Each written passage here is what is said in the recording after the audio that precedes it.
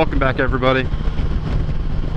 So, when I was down in the Smoky Mountains a few weeks ago, I did a video on my son-in-law. My son-in-law is in the U.S. military, Army Corps of Engineer. He is attached to a fast deployment, fast acting infantry division that has been deployed to Iraq. Well, that's what his papers say. That's where his papers say he's being deployed. But there's more to it than Iraq. They're not just going to be in Iraq, and I'm not gonna say where they're going to be. But as a parent,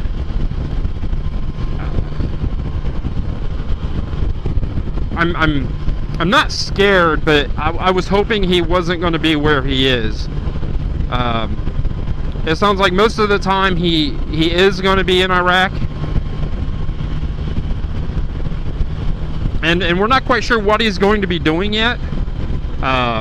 Even though he's Army Corps of Engineer, he trained with this infantry division. And we're hoping that, you know, he'll just be able to stay on base and do whatever he's supposed to do, and not go out on these assignments. And I wanted to wait until he was deployed and on base, and he is now on base, living in a tent in Iraq.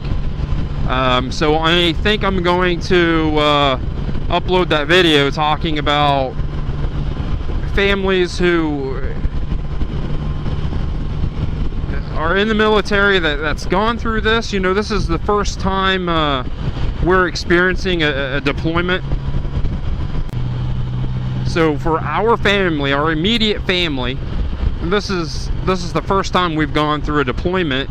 And you know, I see how it affects the spouses, the kids. You know, even though their kid just turned 7 months, you know, he doesn't know what's going on. He's just having a good time. But I see what it does to my daughter. And you know, I can only imagine if you're a 10-year-old kid and all you want is to come home and see your dad or your mom, you know, because there's plenty of women in the military now.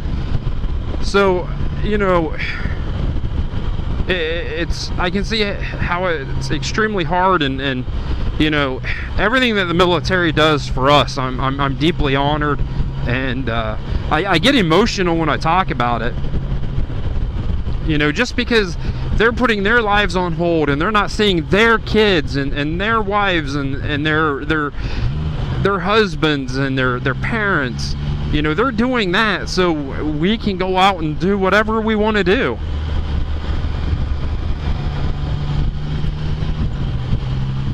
So we were told we weren't allowed to talk about it until after he was deployed. So, you know, he is deployed.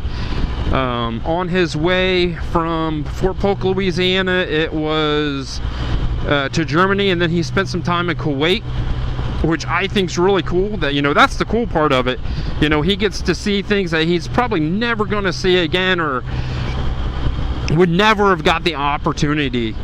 You know, so that's very cool to say, you know, I spent however long he spent in Kuwait. You know, I'm deeply honored, and I'm proud to be an American, especially when it comes to our military. You know, all politics aside, I don't care who our president is or the stupid politicians. You know, it's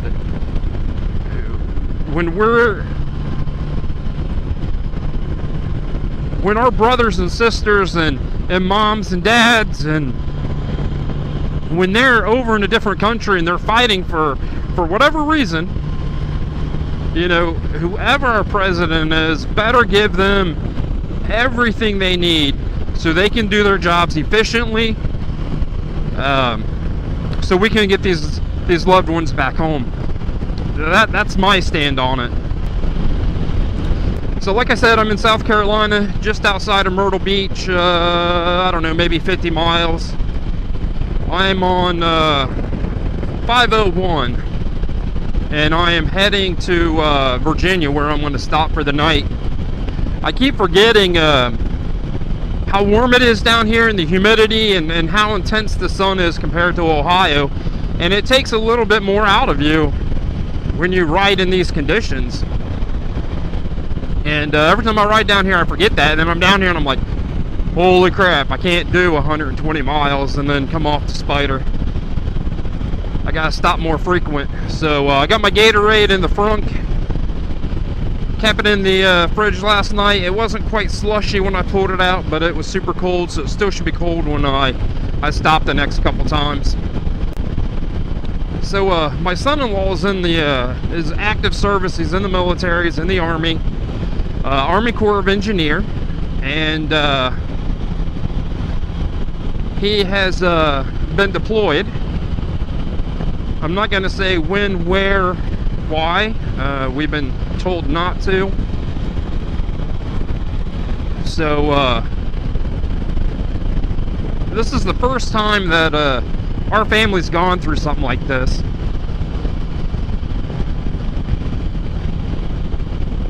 And it's a unique experience, to say the least. Son-in-law's 21 years old. They've been married December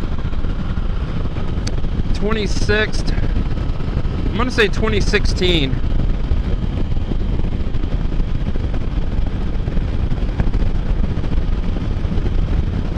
I know it was December 26th. Don't know the year. Yeah, I'm horrible with dates. But this is the first time that my family, my wife and I and the kids, that we've gone through a deployment. And it's quite a unique experience, to say the least. And you know, we're just at the beginning. By the time I get home, my daughter will be there with her grandson, which is, I'm looking forward to it.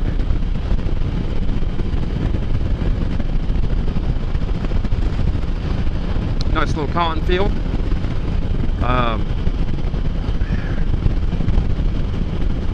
You know, the stress and the strain that it puts on the family when you have a loved one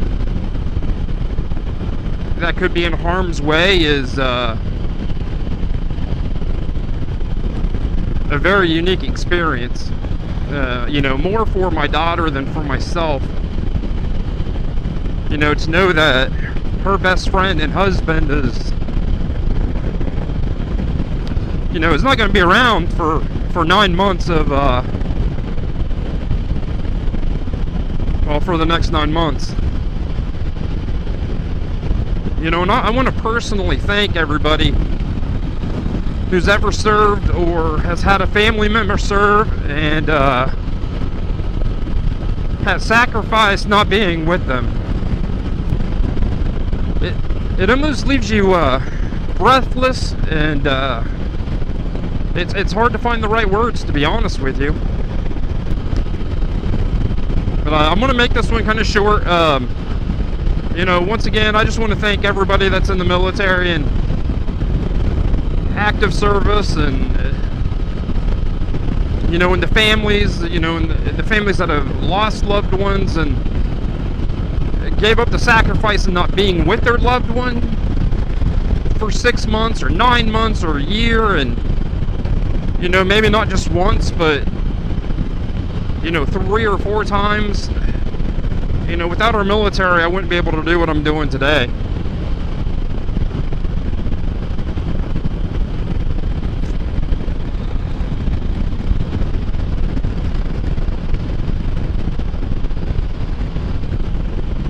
So on that, I personally thank the military and their family for all the sacrifices they go through.